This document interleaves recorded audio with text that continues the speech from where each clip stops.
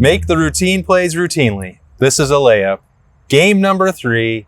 It's Thursday. It's 3 things Thursday. It couldn't be easier. So make the layups and move on. Welcome to the beat. That's Jeremy Birmingham. I'm Austin Ward. And game number 3, the final non-conference game for Ohio State, is Saturday night. This is a Thursday. But I can't believe we're already at game 3, Birm. Like, where's the time going? It goes by quick, man. You just never know. We spend the entire offseason going, when is the offseason going to be over? And then you blink, and here we are almost in middle part of, we're almost October.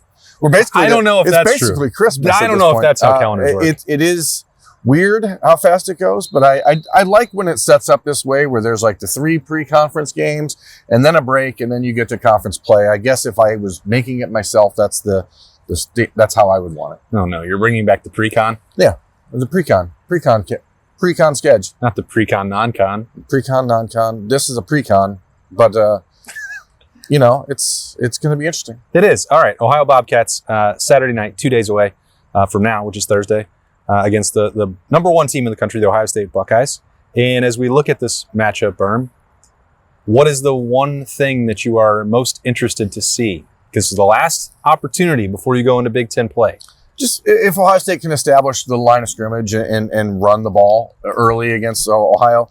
Ohio gave up less than 4 yards a carry to West Virginia. I mean, it's a Power 4 school, so like we're just trying to see exactly, okay, how would that translate to Ohio State? And the Buckeyes obviously did not run the ball particularly well against Texas. Statistically, significantly better against Grambling State, but I'd like to see where the actual level is for that particular water, because I don't know what to expect out of the Ohio State run game. I think if the Buckeyes get into a situation where they just open it up with Julian saying, they can do whatever they want with the passing game.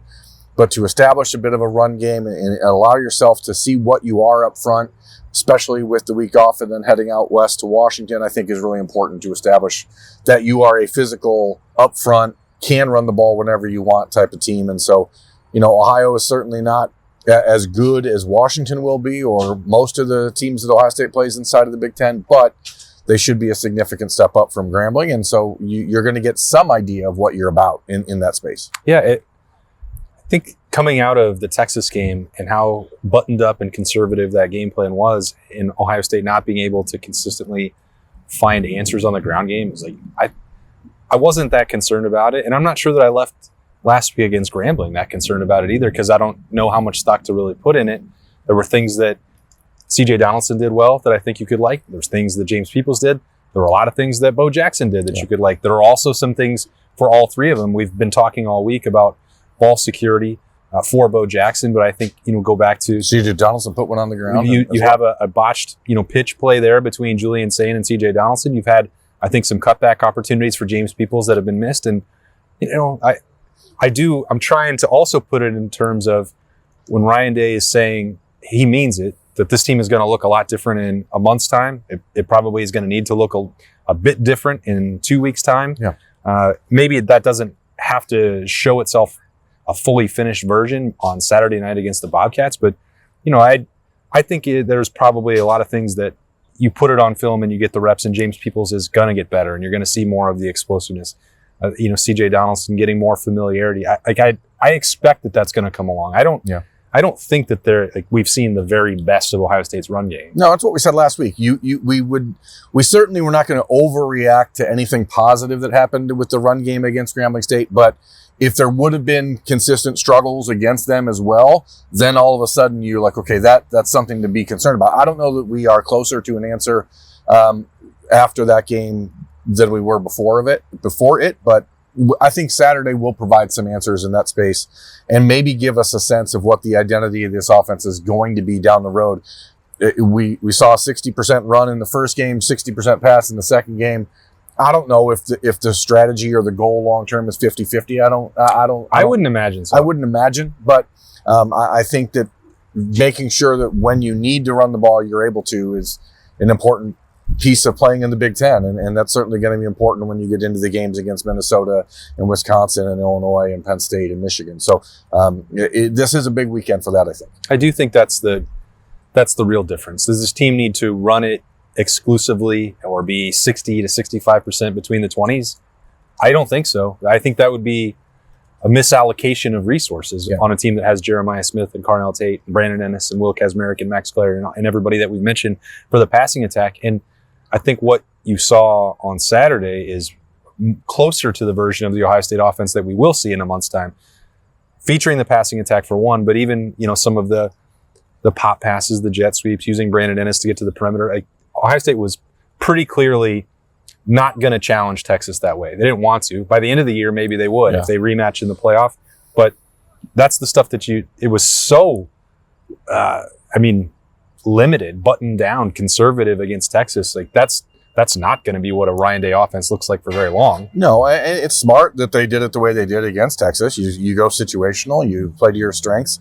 But again, everything in the entire offseason was guided towards that one game. And now, as Ryan Day said on Tuesday, now we got 1 week to prepare for Grambling, 1 week to prepare for Ohio. They'll get an extra week to prepare for Washington. But you are now trying to figure out what the identity of this team is. And it's not all built around, beat Texas, and then we'll figure out the rest. It's time to start figuring out the rest. Yeah. I think part of that defensively, for thing number one for me that I'm very much looking forward to see is what a healthy Logan George can do for Ohio State. We got a number of questions about that over on the Letterman Row side of things about, he didn't play at all against Grambling. Is that a red flag? Is that a warning? And, you mentioned this, I think on Snap Judgments on Tuesday, that we had seen a period of practice in training camp or guys coming off the field. Didn't see Logan George. We don't know what he was dealing with.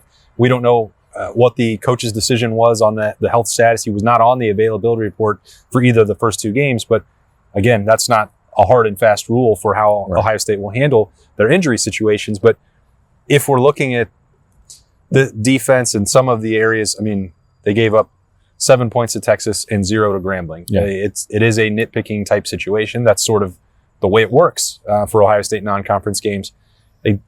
I think the run defense can be a little bit sharper than it was on Saturday. I think I'm not expecting necessarily that Logan George would go out there and be a dominant all Big Ten type pass rusher. I'm not sure that that's what Ohio State was even looking for when they signed him out of the transfer portal and out of Idaho State. But if he can give the sort of solid edge setting, run supporting work that JT really did for an extended period of time, that's a high bar to reach. Yeah. I understand that. But if that's a part of the defense that you've looked at for the first two games and said that could be a little bit better, I wonder if Logan George could be part of the solution, not the solution.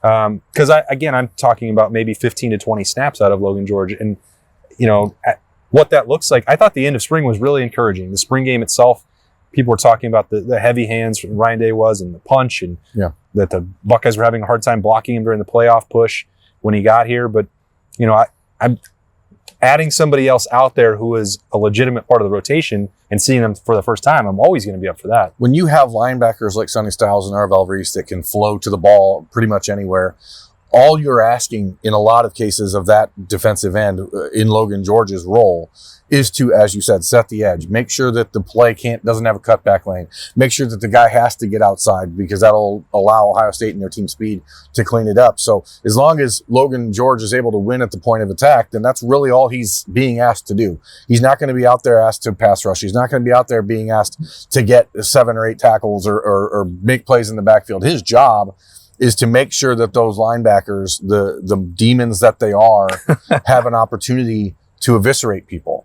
Have we moved from aliens to demons? Yeah, now? Those two are much more demonic on the field than I think, extraterrestrial. Okay, that makes sense. All right, that's one thing. A second thing, what are you absolutely certain is true about this team?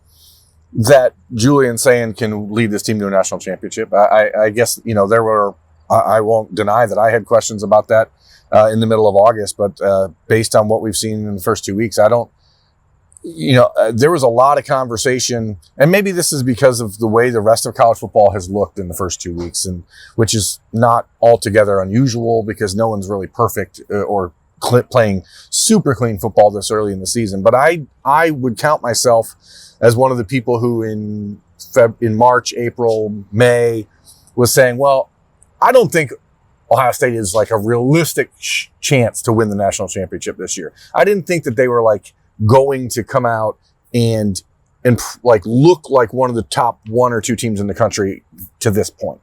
Okay. Like, I thought they'd get better as the season went along. I thought clearly they have a lot of top end talent, but I was concerned about the defensive tackle situation, a little bit concerned about the run game, concerned about, does Julian or Lincoln Keenholz have enough to be that guy to take over and go win a game at quarterback? I don't have any concerns about Julian Sayin at this point. And again, some of that might be because the rest of college football looks like they're struggling to catch up. But Ohio State has done such a really good job getting Julian ready. And now you see why he was the 5-star, number 1 ranked quarterback in the country in the class of 2024. And I completely on the level thinking that he can get the national championship done for Ohio State. Yeah, I think even in August when you were looking ahead and making predictions, I think you had the regular season at 10-2, and then whatever happens in the postseason, like that's the bracket's a different matter entirely, and the margins are thin for Ohio State. Like, I still think that's possible. 100%. I'm not saying that like that's impossible just because Julian Sayin is playing at this level and the defense is that good. They're at Illinois is not going to be a walk in the park. You have Penn State at the start of November.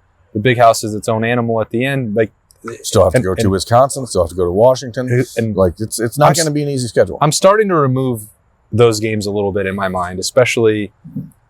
We're building up this first road trip for Ohio State, and we will, especially during improvement week. Well, Ohio State's 0-1 in our lifetime playing on the West Coast in a regular season game.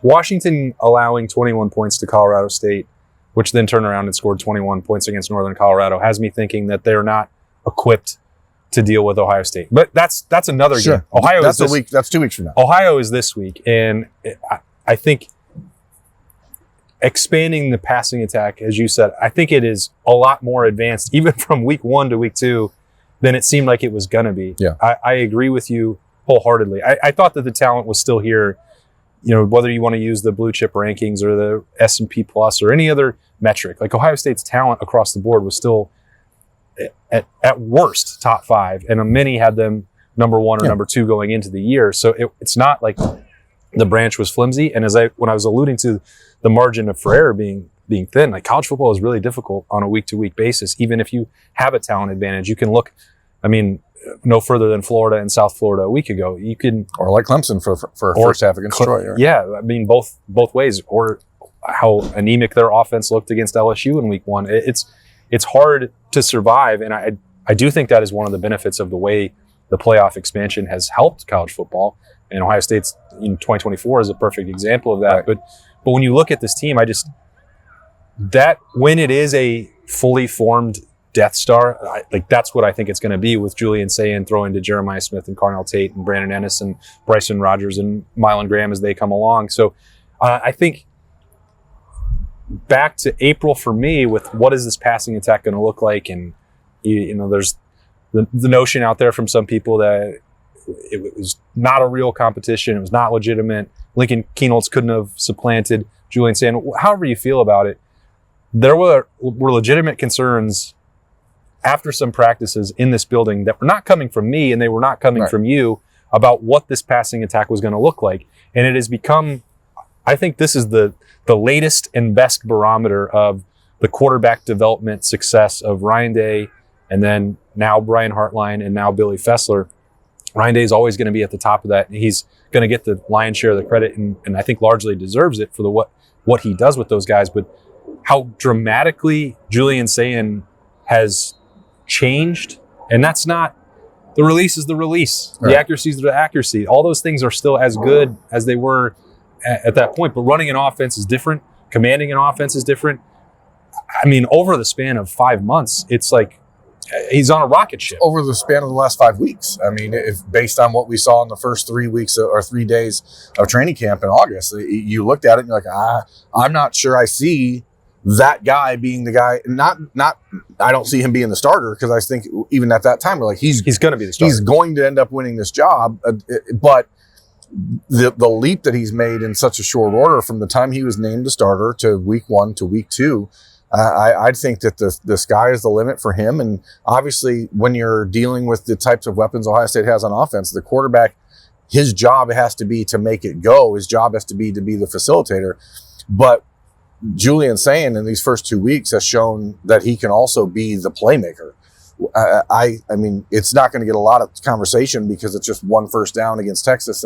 But the play that he made rolling in the end zone to Carnell Tate on the little comeback, right? Like that is a high level play for a guy in a game in his first start in college football against the number one team in the country in his own, in the end zone. Like that is not a play that just anyone can make. And once you see that, and then you couple that with the ball that he threw to Carnell Tate on Saturday for the touchdown, the ability to recognize what the defense was doing on the 2 Jeremiah Smith touchdowns, like he's doing things at a very high level. And if that ascension is extrapolated, like there's no reason to think by the time Ohio State's getting ready to play Penn State, Julian Sayin isn't going to be in the conversation as a Heisman favorite at that point, because this is a like get on board now, like it's going in that direction, and it's going to go fast when you have these receivers.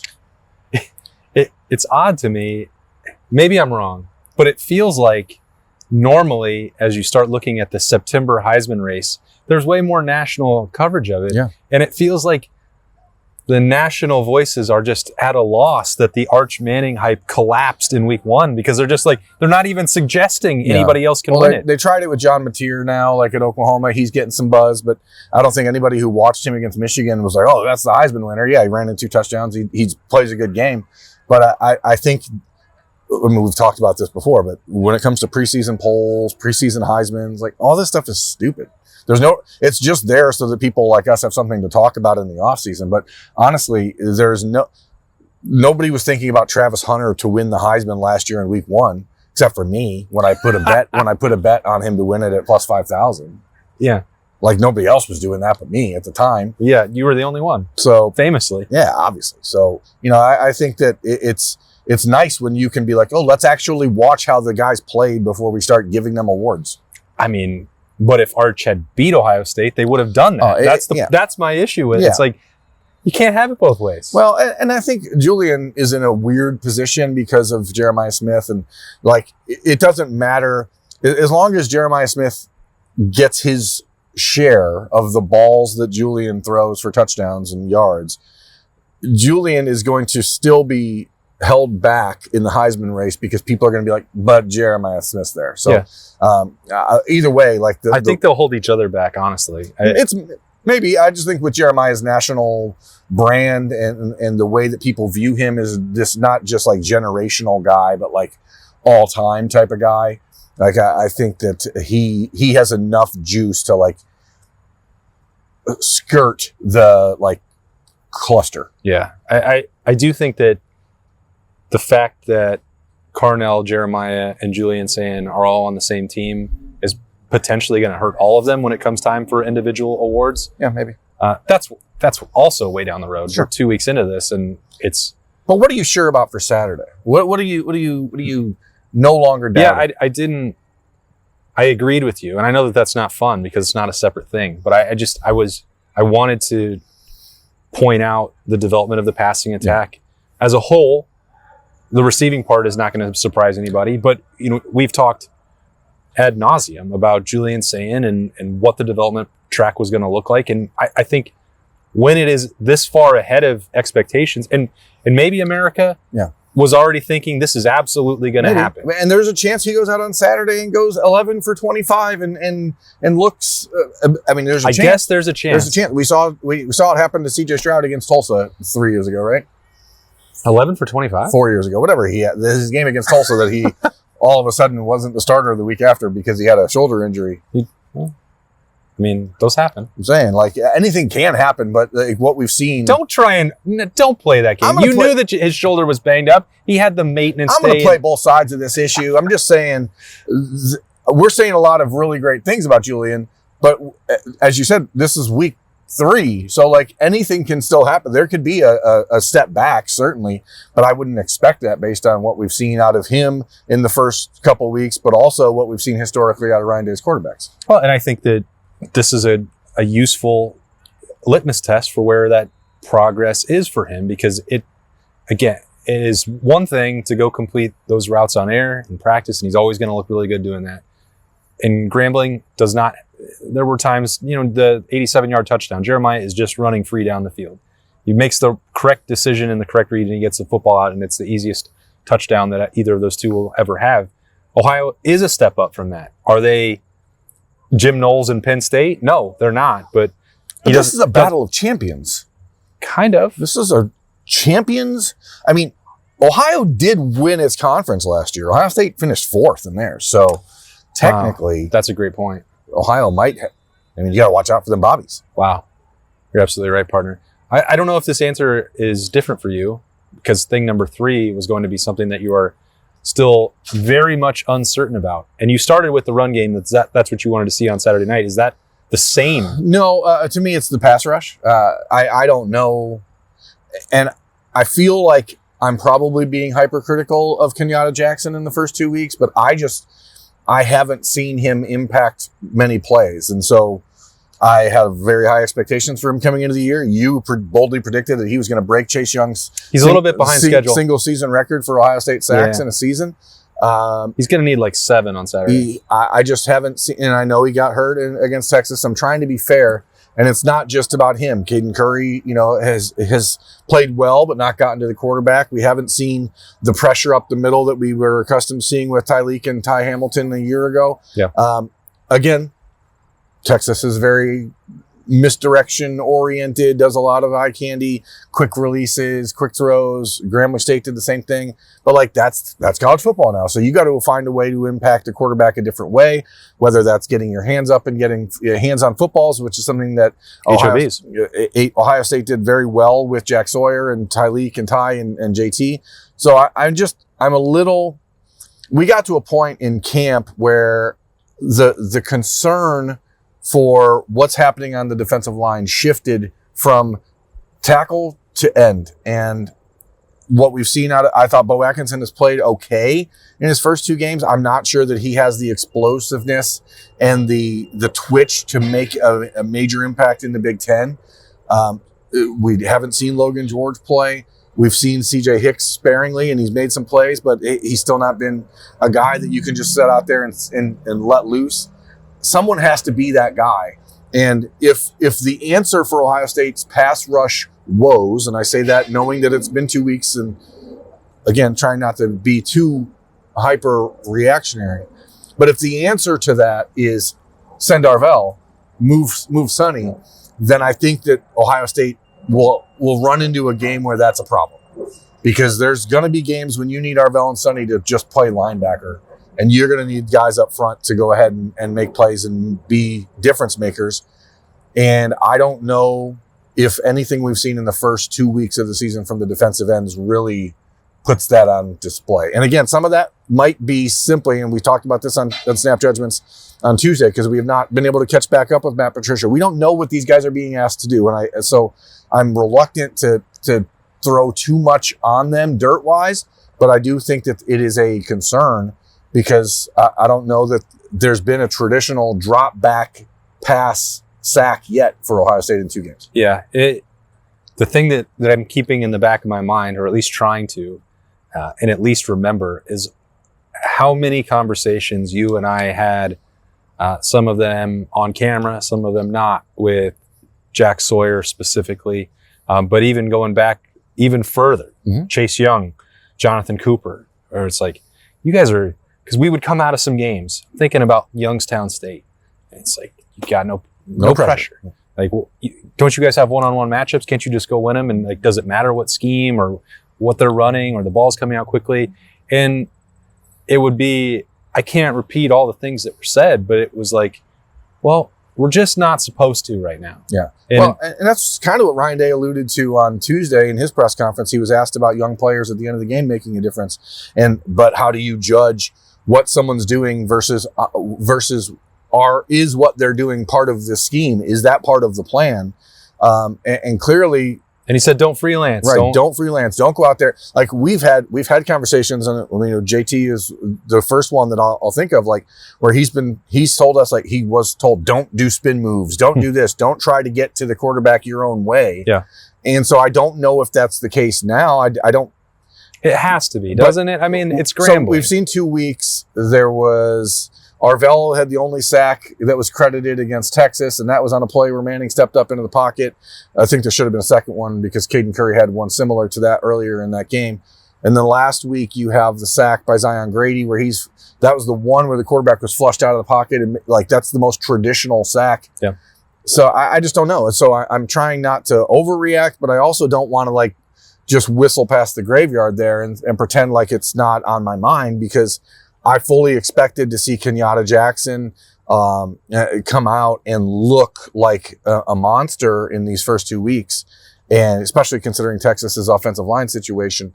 I thought he was pretty good against Texas. Yeah, I know you said that after the game, and because we had this conversation in the car on the way back, on the way out of the stadium. But I'm normally able to see like the defensive lineman winning on the field, and I just haven't seen that out of really anybody on the defensive line not named Caden McDonald in the first 2 weeks. And so that's still up there for me as like concern. Yeah, I kind of wonder if they maybe should have not played him last week, given the injury in week 1. I'm not a doctor, so I can't second guess that. But I wonder if it would have been better off for him in the long run to get some of that rest, and for them to give those opportunities to CJ Hicks or Zion Grady or Epi Satanale, whoever. I mean, because I don't think Kenyatta Jackson needs it, and I thought that the first half was pretty encouraging.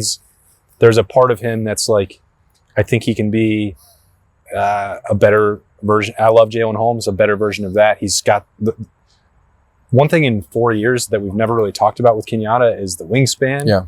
And I think that was the part that in Texas was like, even if he wasn't there, the second that he puts his arms up or out, you're going to have a hard time getting that. That could be an HOB situation. Yeah. I think that that's going to be really good for Ohio State down the road. But it hasn't happened yet.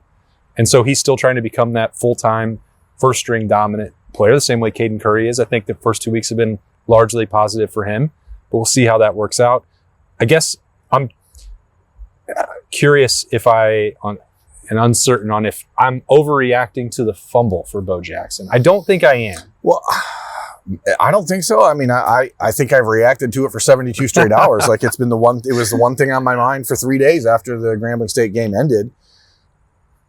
We're going to find out Saturday. I think we will know the answer to whether or not that's an overreaction based on what time he gets into that game on Saturday night. Because again, I don't think anybody who watched the game and just does an apples to apples comparison between Bo Jackson, CJ Donaldson, and James Peoples would look at them.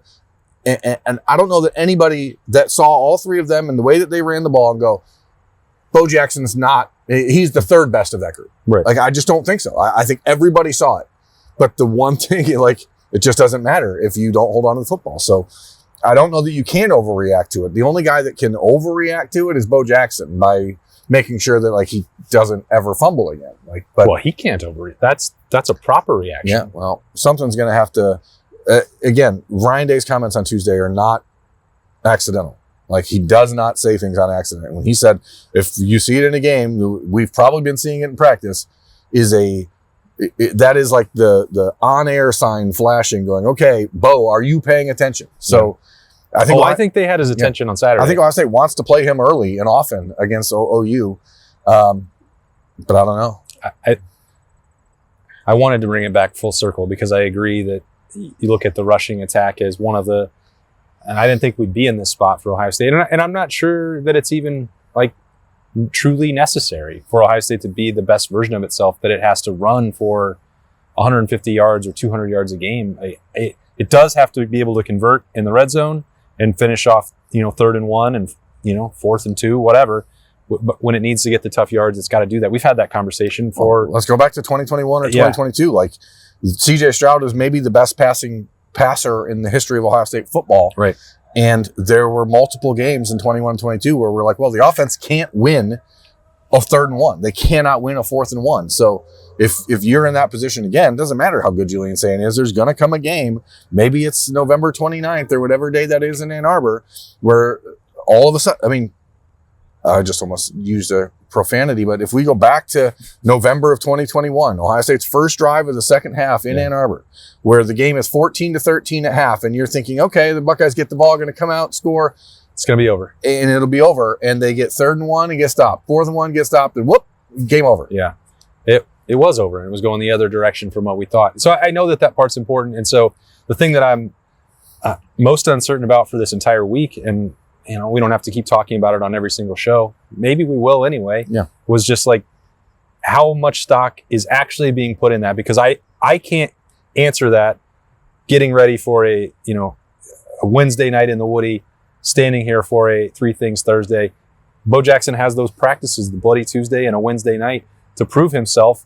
And then Ohio State will go sit down and say, all right, here's what you did in practice. These issues either do or don't exist. And then we're going to find out what they mean in terms of playing time on Saturday nights. Like, I don't think that the last carry on Saturday is going to be the final determining factor, because the other 8 still have to count for something. Yeah. And I know that they will. But then do you correct that in practice? Do you see something different? Again, no accidents. The response from Bo Jackson is much more important at this point than the impetus. Yeah. So we'll see. And again, everything that we say that we're solid on or that we're concerned about is probably an overreaction at this point. So like there's certainly an opportunity. You don't think that the sample size is large enough after 2 games? I don't. There's going to be a course correction on the things that we're optimistic about, and there's going to be a course correction on the things that we're questioning at the moment. So this Saturday is a good place to then take a step back and evaluate for 2 weeks and see exactly where this is going, because I keep going back to Ryan Day in August talking about trying to find the identity of this team, and everything he's suggested about it is like adjectives that have nothing to do with actual mentality on the this is a team that plays on the edge. Great. Can you run the ball? Can you throw the ball? What are you? Yeah. Are you just gonna go out and be the country's best defense and then just pluck along every week and find a way to win? Sure. But we're gonna see starting Saturday, I think, a much better idea of where this offense is going from a identity standpoint over the next 2 months. Can't wait to find out. The sample size will grow by 1 up to 3. Game week number 3 in the Horseshoe. Looking forward to it in full coverage as always on the Austin Birm Show. This has been a Three Things Thursday on the beat. We appreciate you joining us. Stick around Friday. It's Bold Peas time. You're not going to want to miss that one as we close out that week and get ready for Ohio at Ohio State Saturday night, 7 o'clock. That's on Peacock. You have 2 more days to get ready if you're not signed up. Don't say we didn't warn you. He's Berm. I'm Austin. We'll talk to you later.